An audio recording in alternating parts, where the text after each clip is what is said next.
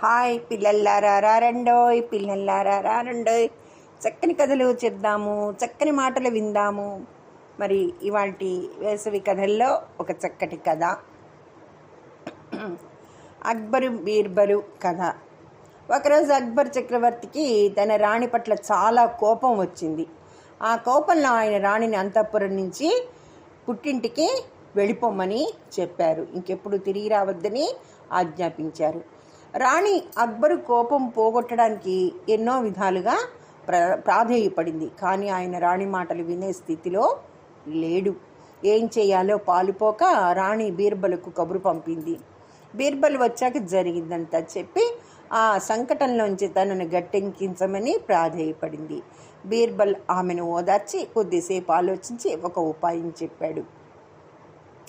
అది విన్న రాణి మనసు కొంత కుదుటపడింది. వెంటనే రాణి కోపంగా ఉన్న అక్బర్ దగ్గరికి వెళ్ళి, ప్రభు, మీ ఆదేశానుసారం నేను రేపు ఈ కోటను వదిలి పుట్టింటికి వెళుతున్నాను.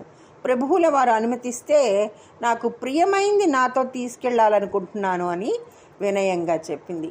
ఈ కోట నుండి నీకేం కావాలో అది తీసుకెళ్ళి పో అని జవాబిచ్చాడు అక్బర్. ఆ మర్నాడు తన ప్రయాణానికి సిద్ధం అయింది రాణి.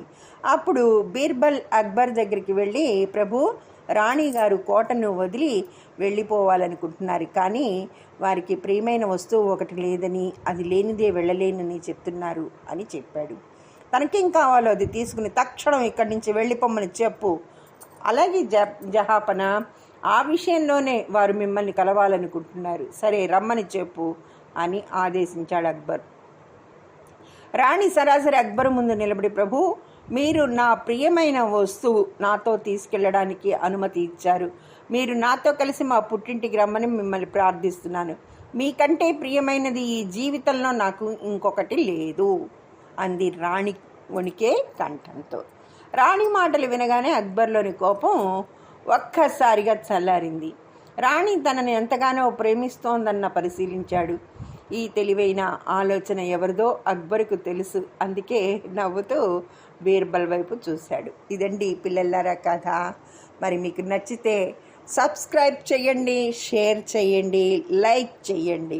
మీ హిమబాల.